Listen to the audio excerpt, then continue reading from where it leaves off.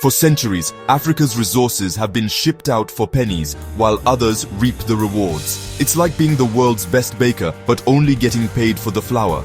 But now, the Democratic Republic of Congo is ready to change the recipe. On August 8, 2025, the DRC appointed Louis Watum Kabamba, a mining industry veteran, as Minister of Mines. This isn't just a new face in government, it's a declaration that the old way of doing business is over. The DRC wants more than to dig and export. It wants to process, manufacture, and profit at home. The country that powers your phone and electric car is demanding its fair share.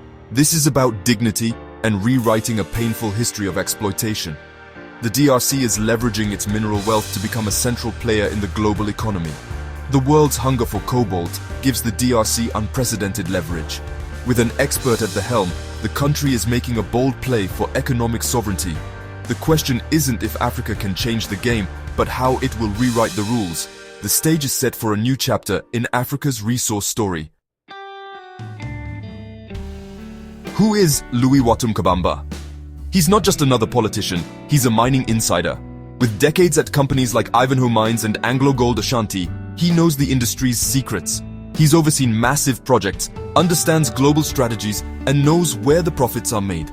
Appointing him is like making a star quarterback the head coach. He's lived the playbook.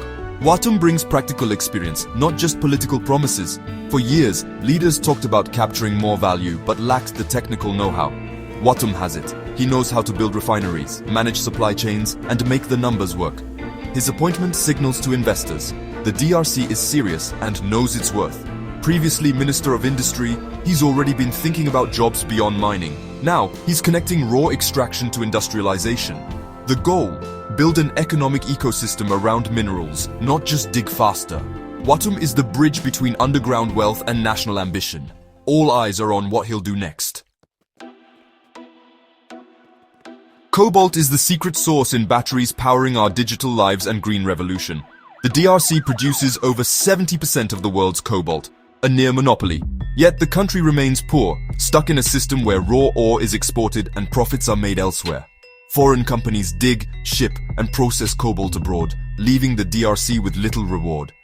It's like owning the world's best apples, but only selling them raw, while others get rich making pies. The DRC bears the costs, environmental damage, social upheaval, but sees little benefit. This is the dilemma. Immense resources, but minimal returns. Now, the government is saying enough. With global demand soaring, the DRC has leverage it's never had before. The challenge: keep more value in country by building refineries and industries. The solution could finally end the paradox of a resource-rich, cash-poor nation. The world needs the DRC's cobalt, but the DRC wants more than just to supply it. How do you stop the cycle of exporting raw minerals? Make it harder to do so. The DRC is using export quotas and bans to push companies to process minerals locally. Build a refinery in-country and you get better terms. It's a smart carrot-and-stick policy. The vision goes beyond refining. Imagine battery factories stamped "Made in DRC." This leap up the value chain means skilled jobs, a manufacturing base, and real economic transformation. But it's not easy. Factories need investment, reliable power, and a trained workforce. The government's role is to attract investment, guarantee energy, and train workers. It's about building an entire ecosystem, not just a factory. Local processing means more taxes, better public services, and benefits for communities. The ripple effect supports local businesses and turns a resource curse into an advantage. The DRC is taking control of its narrative, aiming for prosperity, not just extraction. This is a holistic approach: factories, infrastructure, and people all working together. The goal: ensure mineral wealth finally benefits the nation. It's a bold move, but the potential rewards are enormous. The DRC is betting on itself, and the world is watching.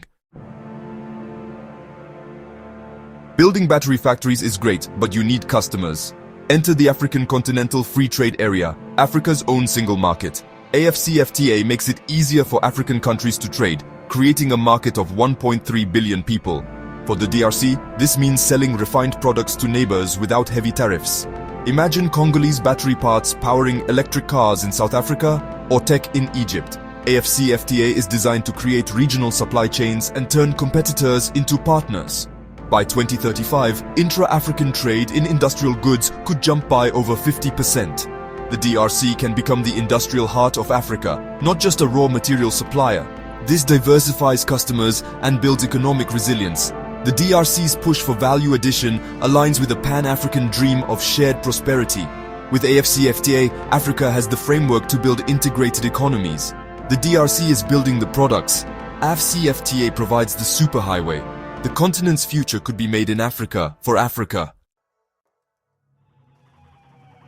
A grand plan needs solid ground, but the DRC faces real obstacles. Ongoing conflict in the east threatens stability and progress. Peace is essential, not just for people, but for economic growth. International deals like with the US hinge on real progress in peace talks. Without stability, investors won't build billion-dollar factories, no matter the resources. Infrastructure is another hurdle. Bad roads and unreliable power slow everything down. Battery manufacturing needs stable electricity, but the grid is patchy. The DRC has hydro potential, but needs investment to modernize. Corruption is a persistent challenge, scaring off investors and draining public wealth. The government must prove it's serious about transparency and protecting investments. Overcoming conflict, poor infrastructure and corruption is as crucial as mining policy. The world is watching to see if the DRC can deliver. The foundation must be strong for the vision to succeed. The DRC stands at a turning point, with all the pieces for a historic shift. A near monopoly on cobalt, a savvy new minister, a continental free trade deal, and global demand for green tech. The dream, the DRC as a hub of advanced manufacturing, building wealth for its people. Imagine Congolese engineers powering the world, and mineral wealth funding schools and hospitals. This is the chance to turn a resource curse into a blessing. But the challenges, conflict, infrastructure, corruption, are real and daunting. Other African nations are also racing to capture value from their minerals. The question, can the DRC and Africa finally control their destiny? Will bold leadership and cooperation break the chains of the past? The world is watching to see if Africa can become a continent where wealth is created and shared. The resource lottery ticket has been drawn. Now it's time to see who gets to cash it in. The next chapter is being written by Africa for Africa.